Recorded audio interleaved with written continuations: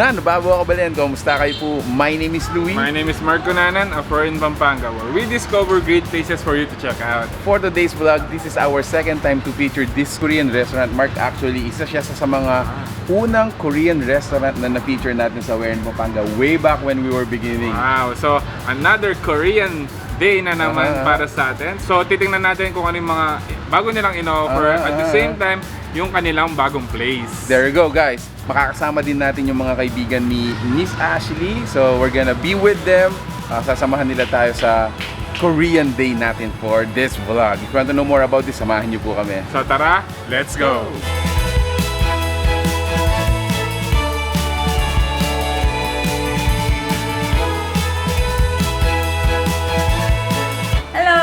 My name is Jenny. Hi, my name is Kim.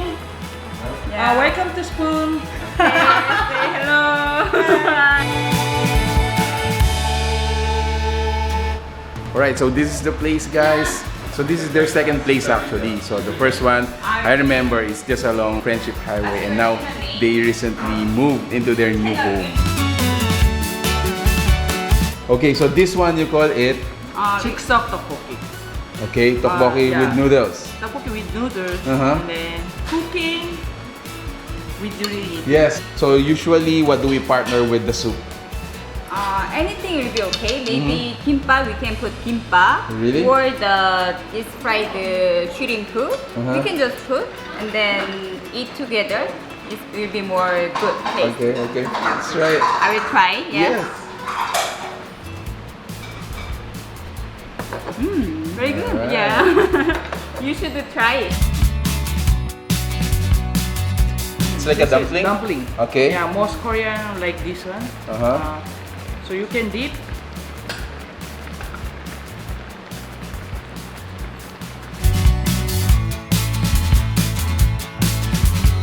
This one is kimbap. Uh-huh.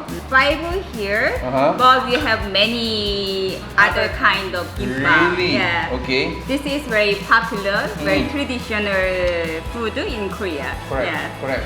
So we can just eat, or we can just dip here also. Yeah. Dip it also here. Yeah. Okay. It's more.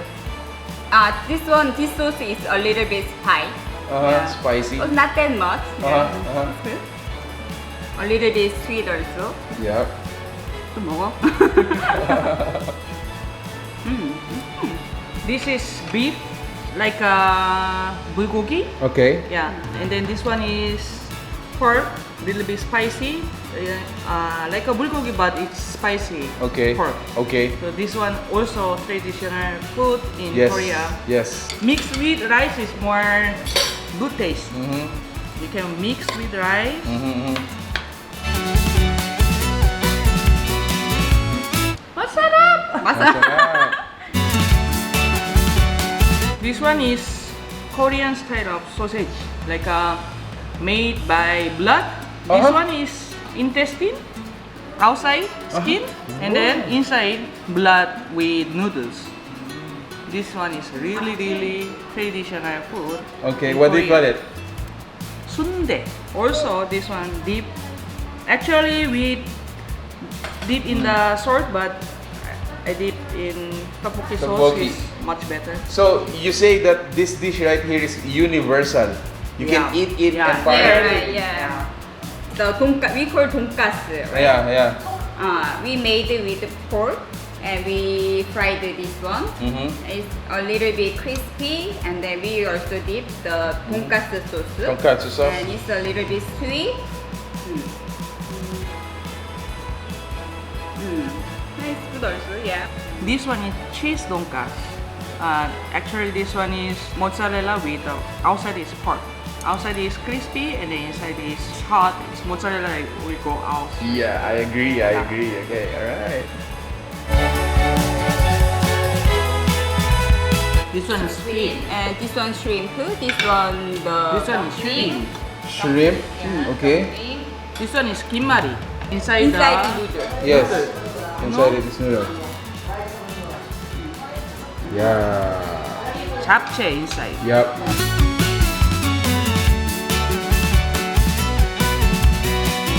Many kinds of food I can choose to eat. So this is it, guys. taste testing Spoon for the second time, and we are with our friends, new friends, Yeah. Jenny and Kim. So, kanina, I'm very interested Yes. sa mga called sundae.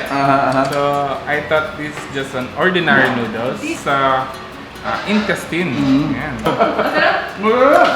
Korean sausage. So, let's try yung kanilang signature tteokbokki. Signature tteokbokki. A little bit spicy. Yeah, medyo may kick, pero ang sarap. Yeah. So kita nyo naman guys, I mean yung mga owners dito mismo sila yung prepare ng food, ng nagluluto.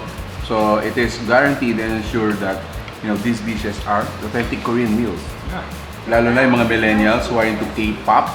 You must try this one. Yeah.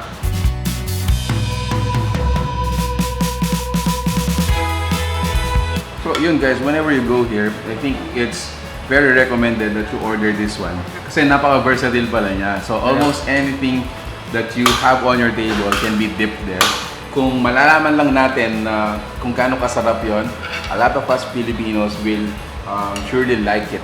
After eat, if the customer wants, we can making the rice with the sauce, then mix kim with the rice, then Noodles. little kimchi, so we can make it fried.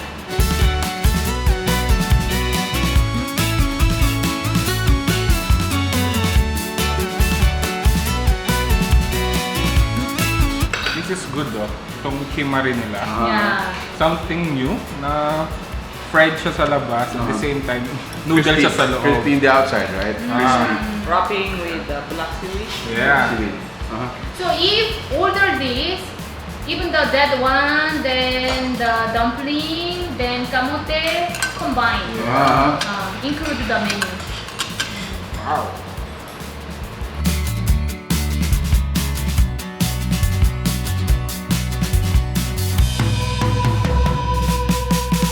Please visit Spoon Restaurant. You can enjoy many kind of food. There. Okay, you should come. Yeah. Hi, I will gonna invite you guys. Then come on, I will waiting you guys. 네, 초대합니다. 많이 찾아주세요. Grabe Mark, sobrang nabusog na naman ako. Yes. So this is another option sa mga Korean restaurant nyo for you to dine. Also, nag-enjoy din ako kasi nakasama natin sina Miss Jenny, sina Kim. Those are our new friends, mga Korean friends that ang dami natin din natutunan sa kanila in terms of their food. At the same time, ang daming interesting food na bago sa atin. There you go guys, si Spoon Restaurant is now located dito po sa Friendship Highway. Pinaka-landmark natin dito, malapit lang siya dun sa Robinson's Supermarket. Yes. So, if you like this video, please give it a thumbs up, share it with your friends, and try Spoon Restaurant. Thanks so much. Until our next discovery, Peace out!